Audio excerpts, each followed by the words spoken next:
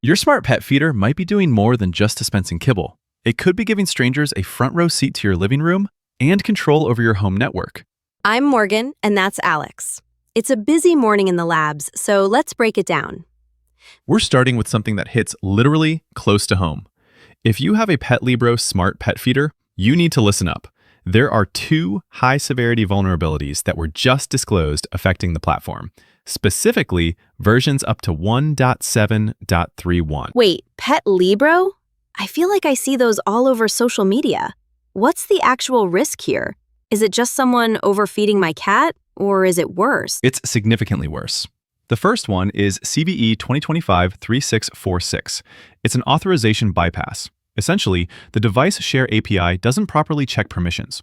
An attacker can send a request to that API and add themselves as a shared owner to any device on the platform. So they don't even need my password? They just tell the Petlibro server, hey, I own this feeder now. And the server says, okay, sounds good. Exactly. And once they're a shared owner, they can see the original owner's information.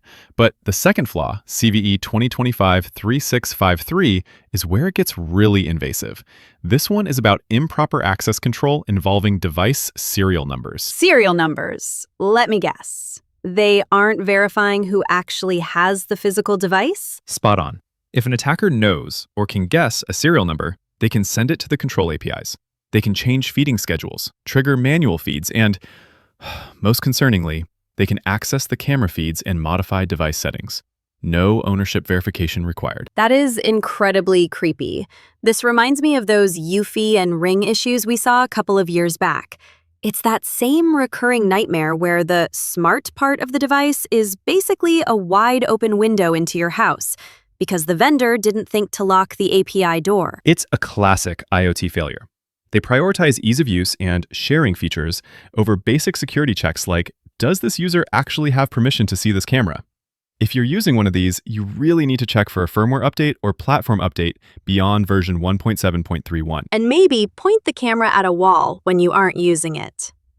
Seriously though, moving from pet feeders to something a bit more administrative. I saw a CVE pop up that caught my eye because of the year. CVE 2026-0575. Yeah, that's not a typo. CVE 2026-0575. We're seeing some IDs being assigned for the next cycle already. This one is hitting a product called the Online Product Reservation System, specifically version 1.0 from Code-Projects. A 2026 ID? We're living in the future, Alex. But the vulnerability itself sounds like a blast from the past. SQL injection? It really is. It's in the administrator login component, specifically the file adminlogin.php. Attackers can manipulate the email and password arguments to bypass authentication entirely. It's a remote attack, and the exploit is already public. SQL injection on a login page in 2025, or 2026, I guess, is just, it's disappointing.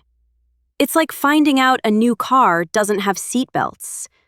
If you're running this reservation system, you're basically leaving the keys in the ignition with the engine running. It's a reminder that while we talk about advanced AI threats, the old school stuff, like unsanitized inputs, still accounts for a massive chunk of the risk out there. If you're using that specific code project system, you're a sitting duck until it's patched or taken offline. Speaking of being a sitting duck, or maybe a sitting decoy, did you see this back and forth between the Shiny Hunters group and ReSecurity? I did.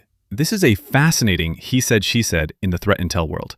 Shiny Hunters, who are pretty well known for some massive breaches, are claiming they broke into ReSecurity systems and made off with internal data. Right, but ReSecurity is hitting back hard.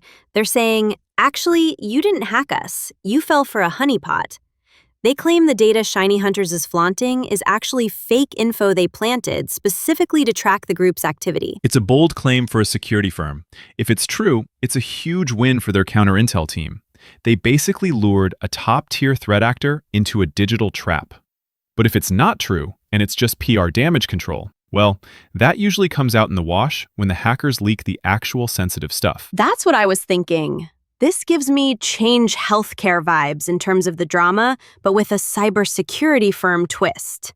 We've seen this before, where a company claims it was just a test environment or non-sensitive data, only for the full leak to prove otherwise. But ReSecurity specifically mentioned it was a deliberately deployed honeypot. Bleeping Computer covered this, and the details are still murky.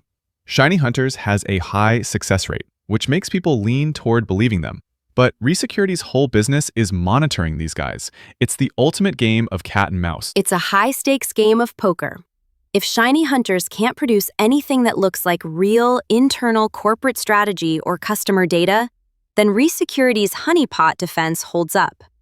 If they start leaking employee passports or actual client lists, then we know ReSecurity was bluffing. Exactly. We'll be watching the leak sites to see which way this one swings. But for now, it's a great reminder that even the hunters can become the hunted in this space. All right, so the takeaway for today: update your pet feeders, watch out for 2026 vulnerabilities that are already here, and maybe don't believe everything you hear on a hacker forum or a corporate PR release until the data speaks for itself. That's the gist. If you've got a Petlibro, check that version number for CVE 2025-3646 and CVE 2025-3653. Don't let your cat's dinner time become a security incident. Your daily AI-powered security briefing.